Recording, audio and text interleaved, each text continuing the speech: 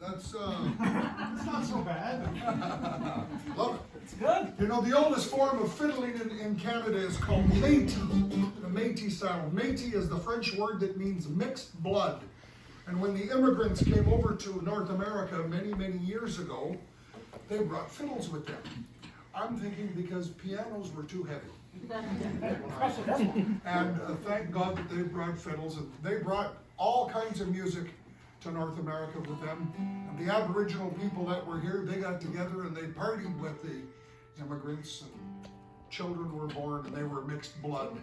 And over the years, when those Métis fiddles, they tried to, I'm suspecting they tried to remember some of these tunes that they heard.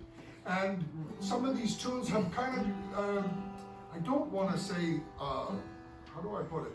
They've changed. The tunes have changed.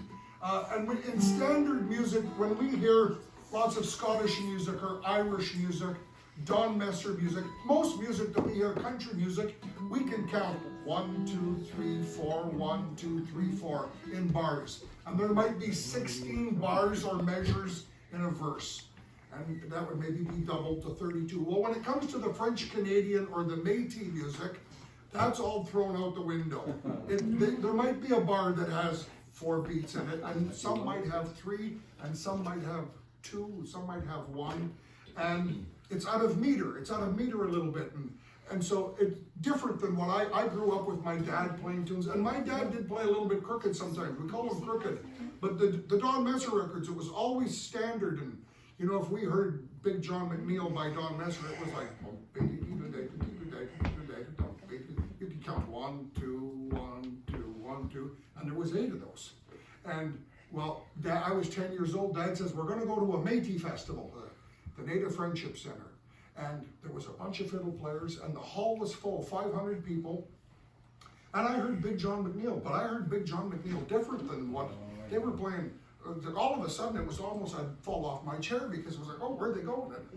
No, it's not the end. Where's the end? And I thought to myself, my God, they're getting it all wrong. I was 10 years old, and everybody was having fun, and everybody was dancing, and everybody was happy except me. I was the only unhappy one in the whole hall. And I'm going, they're wrong. And then but you know what? Maybe they're not wrong. I mean, I don't see any police handing out tickets for crooked music. And there was one of the fiddle players that was there. His name was Gilbert Anderson, and he befriended our family. And he came out to our place and played a whole bunch of these old crooked Métis tunes. And back in those days, this was 1970 or something like that.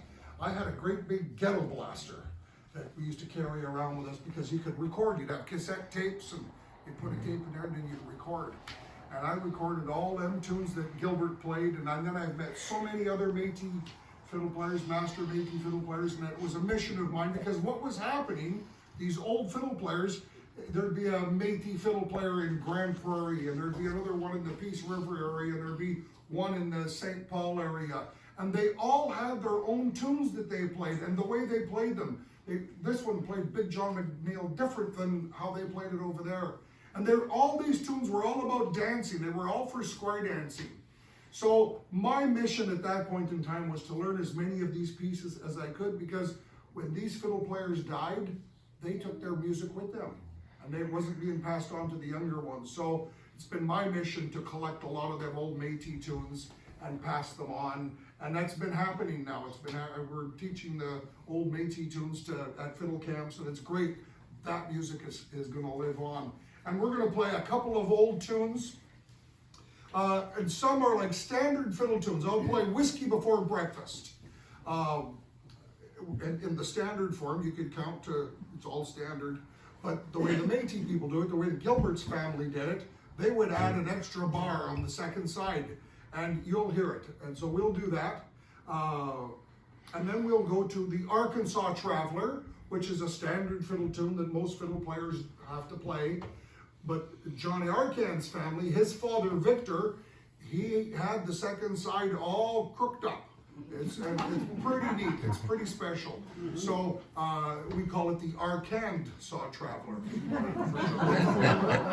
And then we will go to another one that I got from Gilbert Anderson, and it's just, I'd say, what's that? He said, oh, they would dance the reel of 8 to that.